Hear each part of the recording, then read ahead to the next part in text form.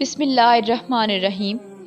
کیا پتہ تم جو مانگ رہے ہو وہ تمہیں اس نے عطا کرنا ہی ہو، مگر اس سے پہلے وہ تم سے بہت بڑے بڑے کام لینا چاہتا ہو سکتا ہے وہ تمہیں پہلے اپنے بہت قریب کرنا چاہتا ہو، تاکہ جب تم اپنی خواہش پا بھی لو تو اس رب کائنات کو بھول نہ جاؤ۔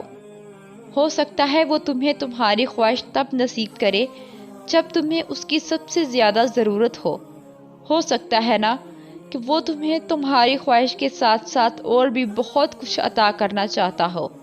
تو اس آزمائش کی گھڑی میں اس مالک پر بھروسہ رکھو، وہ تمہارے حصے کی خوشیاں تمہیں ضرور نصیب کرے گا۔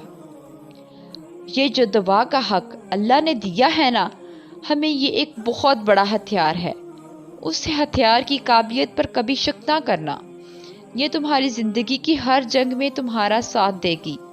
اس رب کریم کی رحمت کو یہ دعا تمہاری طرف اور متوجہ کرے گی، تو اس ہتھیار کو استعمال کرتے رہو بغیر کسی شک کے۔ تم دیکھو گے کہ ایک روز تمہیں فتح نصیب ہو جائے گی۔ اور پتہ ہے شیطان تمہارے دل میں کب وسوسے ڈالتا ہے؟ جب اسے تمہارا اللہ پہ توکل کرنا یا یقین کرنا پسند نہیں آتا۔